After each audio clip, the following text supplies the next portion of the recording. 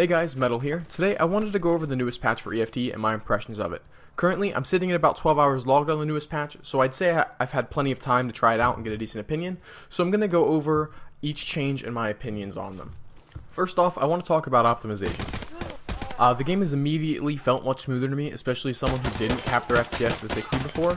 Watching my frame rates with the in-game overlay, which you get by hitting the console, the tilde key, and typing in FPS space 1, they didn't really seem to have changed. I used to get about 80 FPS in factory before the patch, and I still get about 80 FPS in factory. I still get about 40 FPS in the larger maps. I used to get about 40 FPS in the larger maps. And my rig is an i5 4690K with a 290X and 16 gigs of RAM, so it's like a mid-power PC. However, there seems to be a lot less input lag, and the sensitivity is no longer locked to frame rate, and the frame timings seem a lot better. So the game is just a lot more playable now. This is a huge bonus. This is, by far the best part of the patch, and it just made everything feel so much better.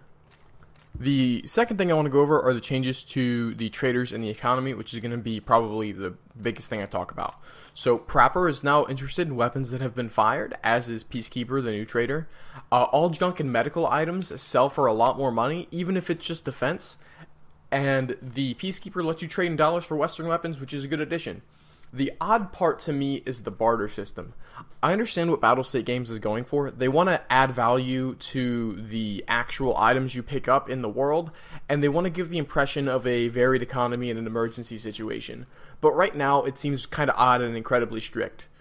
Like, it's just strange that a dealer isn't interested in just straight cash. Paying 25,000 rubles for an AK is worth more than a dozen food items. Just take the money and use it to buy the food. Right now, the cash is really easy to acquire, but a bit hard to spend, which makes no sense. Cash is king. It can be used to buy anything. Why are the traders so adamant on receiving crackers and energy drinks instead of the cash, which they can easily use themselves to trade for crackers and energy drinks? If BSG wants to go down the route of barter being really important, it makes more sense to have it be because cash is hard to acquire and the in-game items are more easy, not because you just have shitloads of cash that you can't spend. It's also odd that the traders are so specific. They demand exact quantities of exact brand name items. You can't substitute a Red Bull for another kind of energy drink. It should work on a looser system where each item is given a category, say it's food, and it has a value associated with it, and you need to trade a certain value of food items to get the barter item that you want. This could be their cash value, or maybe for food it could be like their calorie count, or just some other number, like this vague loot tier, loot value number. And that would just work a lot better to the system where you're not searching through every, nook of the map looking for one specific type of snack, because that's just, that doesn't make any sense. And there's another concern I have with this barter system, and that is as you level the traders, they'll start to give you more cash offers.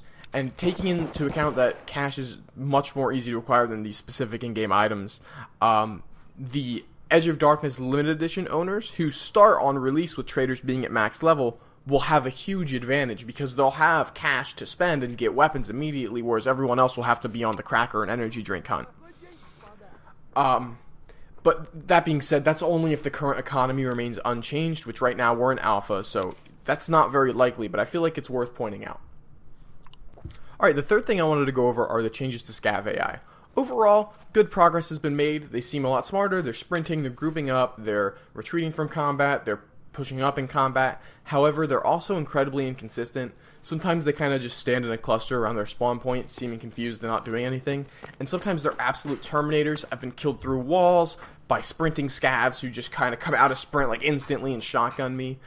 I know Scav AI is something difficult to get right, and we are in early stages of development, but this is by far the most frustrating element of the game right now, and I almost feel like it kind of needs priority over just having new weapons and stuff.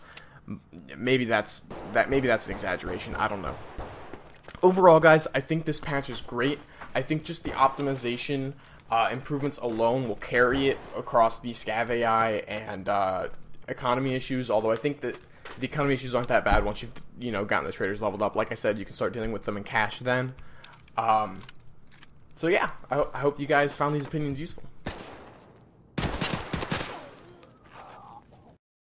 If you enjoyed that video, please leave a like. If you want to see more of my tactical shooter content, please subscribe to my channel. If you want to chat or game with myself and or the fans, follow me on Twitch or social media, or even support the channel on Patreon. Please check out the links in the description. Have a great one, everyone.